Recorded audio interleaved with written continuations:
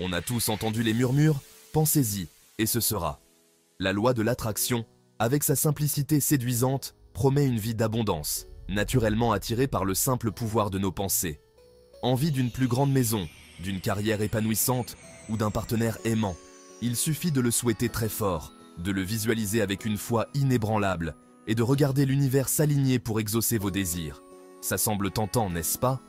Mais que se passe-t-il si cette promesse séduisante n'est rien de plus qu'une illusion habilement déguisée? Que se passe-t-il si la poursuite de ce concept alléchant nous conduit sur un chemin de faux espoirs et de rêves non réalisés?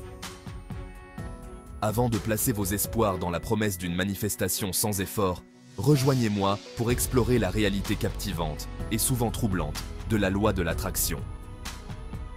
Nous allons découvrir ses origines, disséquer ses affirmations et examiner la vie de ses partisans les plus importants. Plus important encore, nous allons explorer des stratégies éprouvées et concrètes pour atteindre vos objectifs, fondées sur la puissante combinaison de l'effort, de la stratégie et d'une confiance inébranlable en vos propres capacités. La loi de l'attraction, malgré sa popularité moderne, n'est pas un concept nouveau. Ses racines remontent à travers les siècles, entrelacées avec le mysticisme, la sagesse ancienne et le désir humain permanent de percer les secrets de l'univers. Des pratiques spirituelles des civilisations anciennes aux enseignements ésotériques de la Renaissance, l'idée que nos pensées ont le pouvoir de façonner notre réalité a captivé les esprits pendant des générations. L'une des premières références documentées à une loi de l'attraction apparaît dans les écrits de Phineas Quimby, un guérisseur mental américain du 19e siècle. Les enseignements de Quimby, qui mettaient l'accent sur le pouvoir de l'esprit pour guérir le corps et influencer les circonstances, ont jeté les bases du mouvement de la nouvelle pensée, un mouvement philosophique et spirituel qui a gagné du terrain à la fin du 19e et au début du 20e siècle.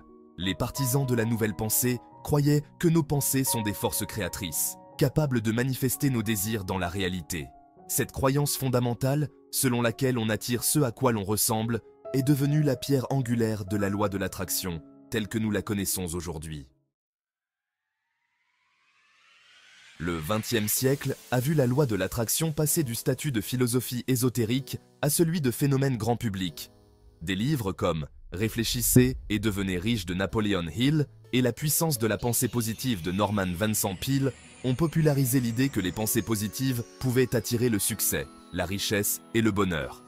Ces livres, bien qu'ils n'utilisant pas explicitement le terme de loi de l'attraction, ont trouvé un écho auprès de lecteurs avides de développement personnel et désireux de libérer leur potentiel. Cependant, c'est le livre et le film de Rhonda Byrne, Le Secret, sorti en 2006, qui ont propulsé la loi de l'attraction vers une célébrité sans précédent. Le Secret, avec son message simple et ses promesses de manifestation sans effort, est devenu un phénomène mondial, se vendant à des millions d'exemplaires et suscitant d'innombrables ateliers, séminaires et communautés en ligne dédiées à ces principes. L'adhésion enthousiaste d'Oprah Winfrey au livre a encore accru sa popularité, présentant la loi de l'attraction à des millions de téléspectateurs et consolidant sa place dans la culture populaire. Fondamentalement, la loi de l'attraction suggère que nos pensées émettent une fréquence vibratoire, attirant à nous des expériences et des opportunités qui résonnent avec cette fréquence. Les pensées positives, selon cette théorie, attirent des résultats positifs, tandis que les pensées négatives attirent des expériences indésirables. Si le concept de pensée positive n'est pas intrinsèquement nuisible, en fait, maintenir une attitude optimiste peut offrir de nombreux avantages pour notre bien-être mental et émotionnel. La loi de l'attraction pousse cette notion à l'extrême. Ses partisans affirment qu'en concentrant simplement nos pensées sur nos désirs, nous pouvons les manifester dans la réalité. Vous voulez une nouvelle voiture? Visualisez-vous en train de la conduire. Sentez le cuir du volant, humez l'odeur de voiture neuve. Croyez avec une conviction inébranlable que l'univers conspire à vous livrer la voiture de vos rêves, et elle sera vôtre.